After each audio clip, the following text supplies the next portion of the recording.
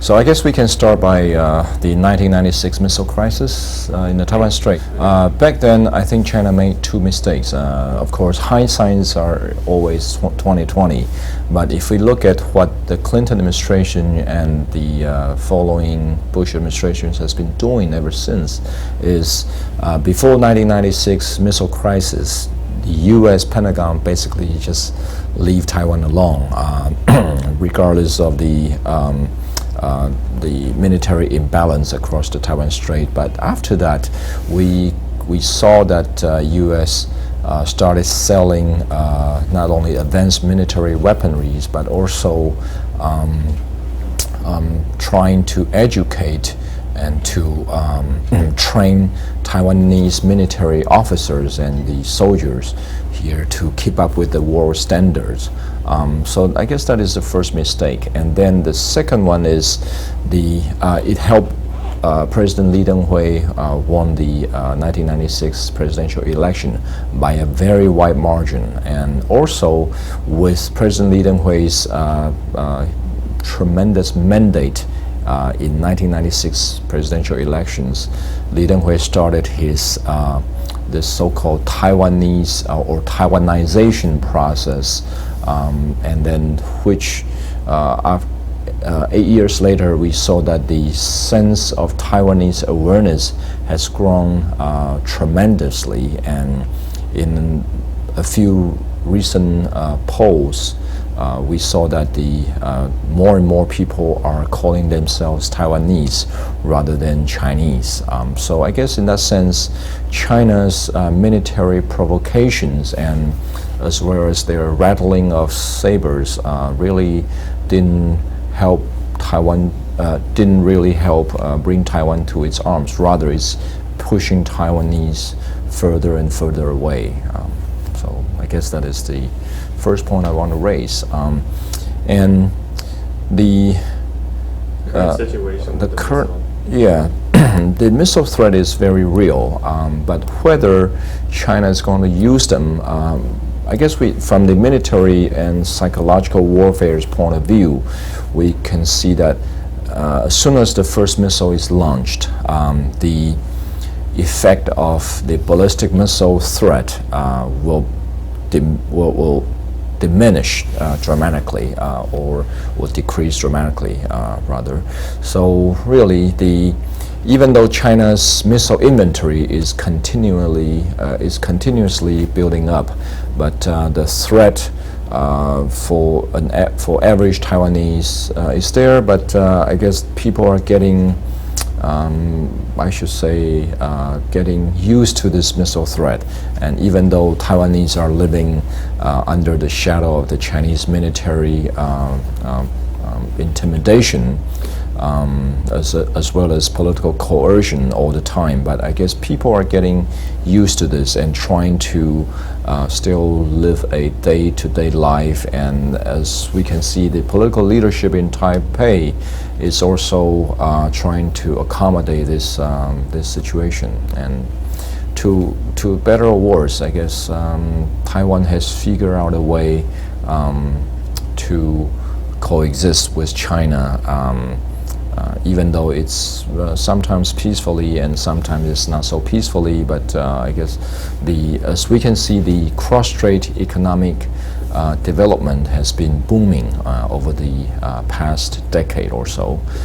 So really, even though the political and the military situations are dire at times, but the economic development and the cross-strait ties, the cultural exchange, and as well as other means that Taiwan can use to dissuade the Beijing leadership from using military or dissuade the Beijing from attacking Taiwan.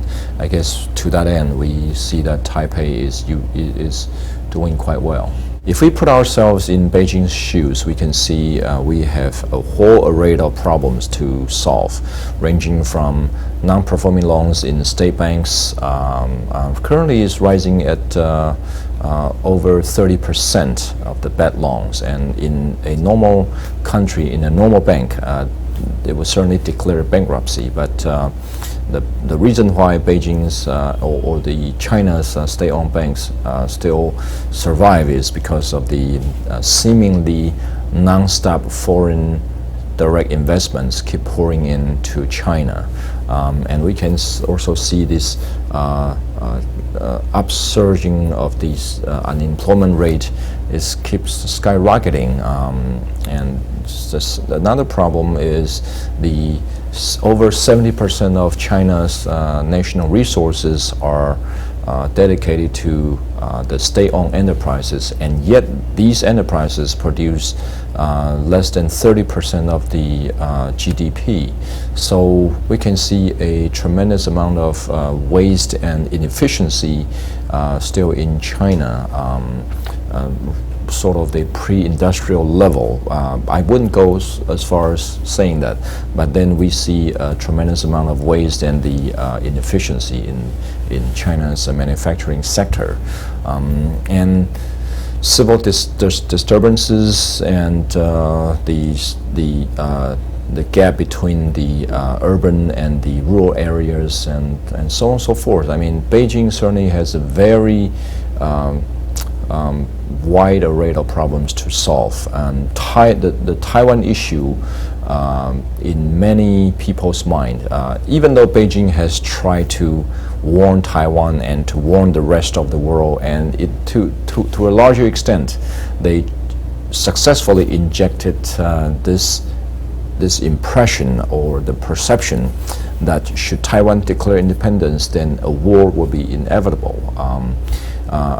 And I'm not saying that China is bluffing, but then if we look at the whole range of problems that Beijing needs to resolve, we can see the Taiwan issue is definitely not on the top of their agenda, or I wouldn't say even would be out of the top 10 priority list. So even though China has warned and keep rattling its sabers against Taiwan, I wouldn't say the Taiwan issue is so urgent for Beijing to take any actions. Not now and not in the foreseeable future. And I certainly don't agree that war is inevitable in the Taiwan Strait.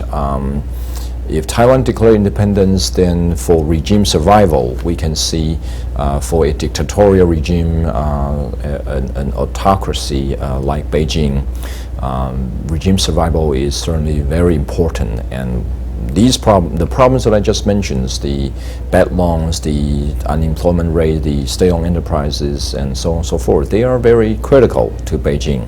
And of course, the Taiwan issue is also very critical, but it's only at the rhetoric levels. All the issues related to the economic and the social developments are at the pragmatic levels, but the Taiwan issue is on the nationalistic, or in China's world, in the Chinese world, it's the face issue. They need to save their face. They keep saying that Taiwan is part of the inseparable part of the sacred motherland, but Taiwan has never been ruled by the People's Republic of China, so I really don't see how that notion can be verified and proved in the real world politics. So a lot of the countries, because of the ever-increasing Chinese economic clout, are tolerating or trying to appease China regarding this Taiwan issue, but really the Taiwan issue is it is important, but I wouldn't say it's critical to Beijing's leadership. If Taiwan declared independence, whether or not there will be a war, it remains to be seen.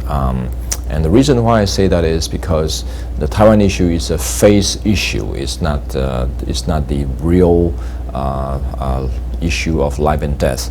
But for a dictatorial regime, regime survival is very important. And Beijing, in the past few decades, has put themselves in a tough place.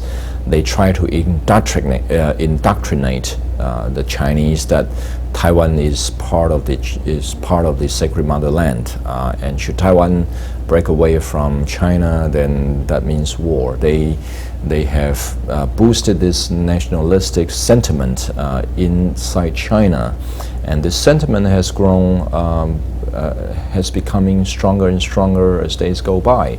So, if Taiwan declares independence, no doubt there will be a significant portion of the Chinese demanding Beijing to take actions. But Beijing would also need to consider whether they can win the war in a very short period of time. If they cannot win the war, or if they are not sure that they can win the war, considering the U.S. intervention, military intervention in the Taiwan Strait, then the regime survival issue will become even more critical for Beijing. That means if Beijing cannot win the war, then the people in China will start asking, why is the regime so incompetent? They should take actions and should win the war in a very short period of time, and should wipe out the island of Taiwan, no doubt, and yet they cannot win the war.